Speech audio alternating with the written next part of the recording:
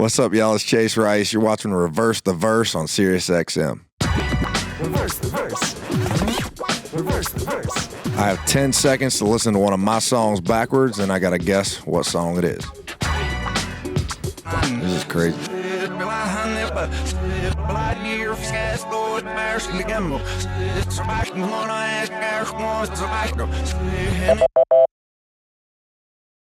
Way Down Yonder? God, that sounded funky. The music video for that song was a blast. The song itself for me is more moonshining, paying a respect to the moonshiners of North Carolina, especially where I'm from. We want to get a little Western with the music video, and we did that right there in Fort Worth in the stockyards. Got to play cowboy for the day, and it was all a one-take video, which was cool. I've never done that before, but it was the most fun I've ever had making a music video. It was cool.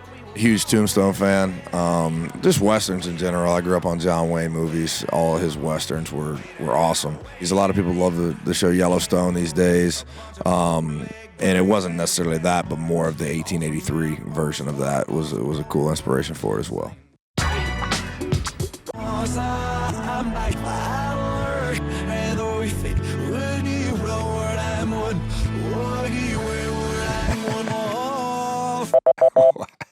Eyes on You. Eyes on You I was kind of a little pop phase in my life for whatever reason. I was really digging Ed Sheeran stuff, so I was kind of being inspired by his stuff. I'd seen him live, and I wrote it with Ashley Gorley and Chris Stefano, and Ashley wrote it on the piano. He just started playing it. It kind of sounded like the baby pull me closer in the backseat of your Rover. It sounded exactly like that when he first started playing it. Then I went in there and realized he was humming a different melody. Yeah, I knew right away. I thought it was going to be a big song the day we wrote it. Ended up being my very first #1 song as an artist. So it lived up to it. It's probably still the biggest song live.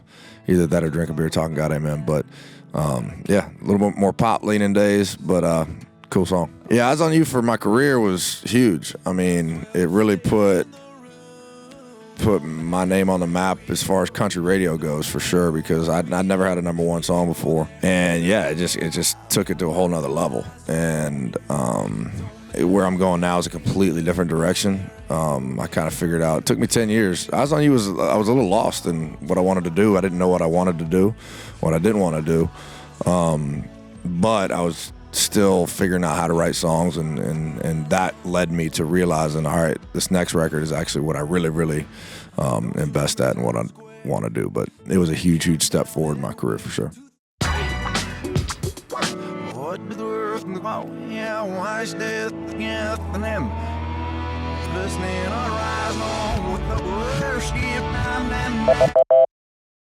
I have no idea.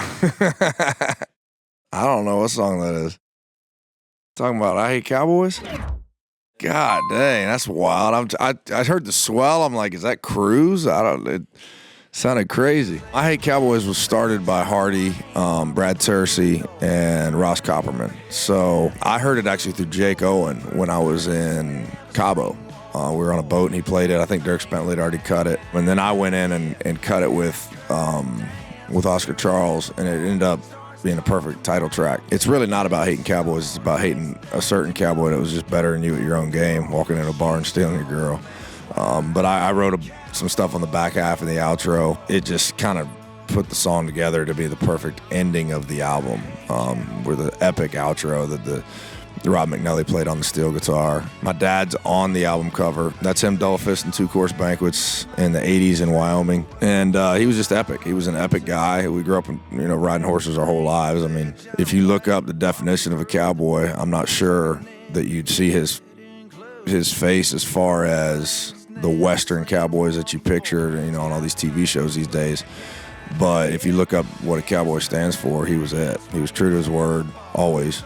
He was as tough as nails, toughest dude I ever met. He was honest. He was a man's man. He was my dad. He was there for me always, and I always wanted to use that picture as an album cover, but I never really had the right music for that. And this music couldn't be more perfect for something that he'd be proud of. All right, this is tougher than I thought it'd be.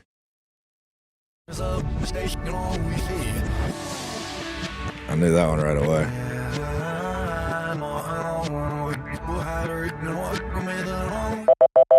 Gonna Want It Tonight. Yes.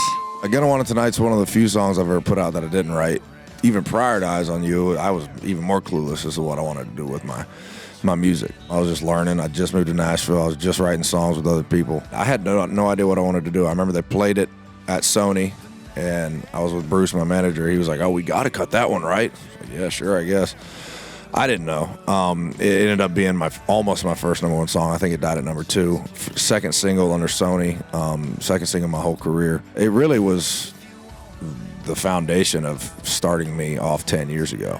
Looking back, it's crazy that it's been 10 years, but it has been 10 years since that song, and people still sing it live. It's cool. Is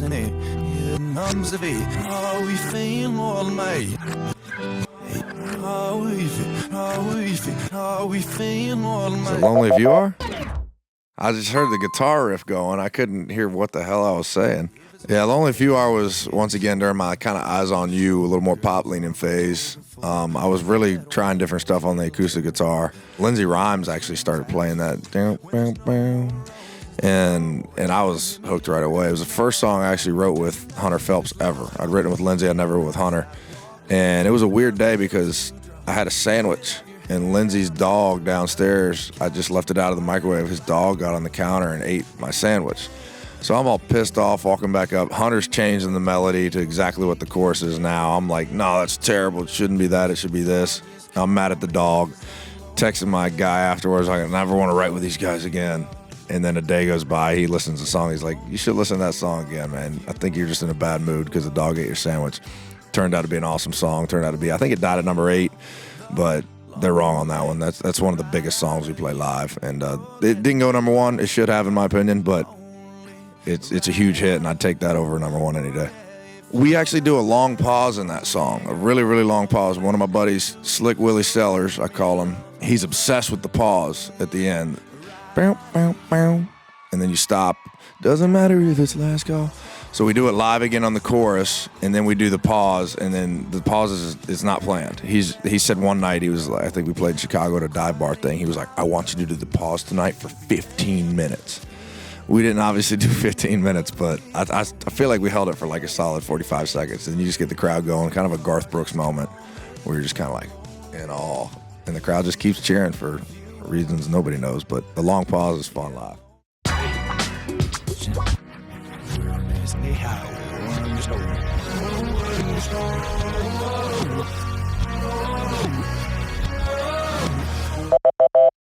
Oh, shoot. That could be a couple. Is it Lions? Oh, no. I screwed up. Oh. Is it 3 Chords and the Truth? What's the woes? What is it? Ride? I don't know. All Dogs Go to Hell? One Love, One Kiss, One Drink, One Song. I have some woes in different songs. Dang. That song was written by me and Jesse Rice. We wrote it on acoustic guitars. It was one of the few songs on that record that we wrote, just us and a guitar. A lot of everything else at that point was shifting over to tracks. So we took it to Jakir King. He produced it. I had a lot of fun working with Jakir. And it's just that was an interesting song because I didn't have that. I don't think I had that title. It just kind of turned into that. We were writing a song. I don't know how we fell across that, but when that's what you know is kind of the main idea that I had. And it's everybody got that one love, that one kiss, that one. Keep thinking of. One love, one kiss, one drink, one song. I don't know how we even came up with that title. I don't think it was in my phone. I think we just stumbled across it. But me and Jesse on acoustic guitars, and it slipped its way onto one of the more rock/pop leading records I've ever made. What's up, y'all? It's Chase Rice, and I just kind of got a perfect score on Reverse the Verse. Check out my brand new album, I Hate Cowboys and All Dogs Go to Hell. Comes out February 10th. Be excited for it because it's the most authentic, real album that I've ever put together. My dad's on the cover, so I would never put him on a cover it wasn't something I'm extremely proud of and that I know would make him proud. My dog's on the back of it. There's like 3 dog songs on this album. So I've got a dog now. I'm singing about him. There's a lot of real stuff on this thing. The whole album was written with just me and a guitar and produced in my house. So check it out. Most raw thing you probably ever heard from me. Reverse the verse. Reverse the verse.